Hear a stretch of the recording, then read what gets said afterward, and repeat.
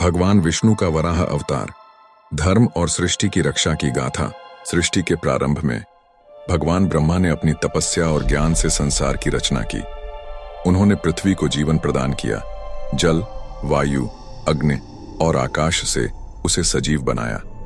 इस सृष्टि का संतुलन बनाए रखने के लिए उन्होंने देवताओं और मानवों के साथ साथ दैत्यों को भी जन्म दिया। लेकिन जब असुर हिरण्याक्ष और हिरण्यकशिपु ने जन्म लिया तो यह संतुलन डगमगाने लगा। हिरण्याक्ष और हिरण्यकशिपु दैत्य गुरु कश्यप और दिति के पुत्र, असाधारण शक्तियों और अहंकार के प्रतीक थे।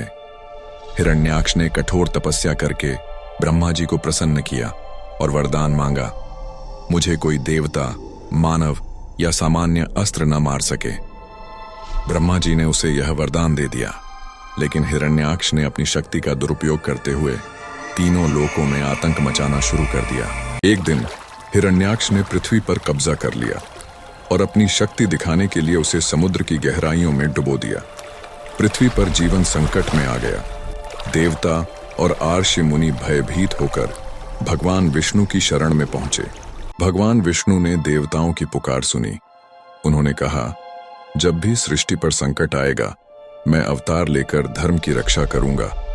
यह कहते हुए उन्होंने वराह का रूप धारण किया। उनका यह रूप विशालकाय था, पर्वतों के समान विशाल शरीर, जलते हुए सूर्य के समान तेज और वराह रूप धारण करने के बाद भगवान विष्णु समुद्र में प्रवेश कर गए। उनकी थूथन ने पृथ्वी की गंध को पहचाना और वह समुद्र की गहराइयों में पृथ्वी को ढूंढने लगे। इसी बीच हिरण्याक्ष ने उनका सामना किया।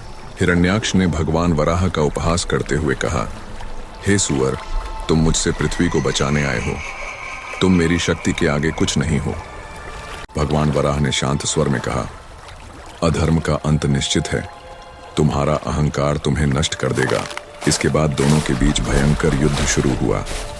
इस युद्ध में हिरण्याक्ष ने अपनी समस्त शक्तियों का उपयोग किया। अपनी दिव्य शक्तियों और चक्र से उसे परास्त कर दिया। विष्णु ने हिरण्याक्ष का वध किया। हिरण्याक्ष का वध करने के बाद भगवान वराह ने अपनी लंबी थूथन पर पृथ्वी को उठाया। उन्होंने समुद्र से बाहर निकलकर पृथ्वी को उसके स्थान पर स्थापित किया। जब भगवान वराह पृथ्वी को उठा रहे थे तो उनकी थूथन से गिरी जल की बूंदों से पृथ्वी पवित्र हो गई। इस पवित्र जल ने सृष्टि को नवजीवन दिया। पृथ्वी भूमि देवी ने भगवान वराह से कहा, हे भगवान, आपने मेरी रक्षा की। मैं सदैव आपकी आभारी रहूंगी। भगवान वराह ने उत्तर दिया, पृथ्वी, तुम्हारा स्थान सृष्टि के केंद्र में है। जब भी तुम्हारे साथ अन्याय होगा मैं तुम्हारी रक्षा करूंगा। इसके बाद भगवान विष्णु ने अपना दिव्य रूप त्याग कर वैकुंठ धाम लौट गए। यह कथा सिखाती है कि जब जब संसार में अधर्म और अहंकार बढ़ेगा, ईश्वर अवतरित होकर धर्म की स्थापना करेंगे। यह हमें प्रकृति और पृथ्वी के प्रति हमारे कर्तव्यों का स्मरण कराती है।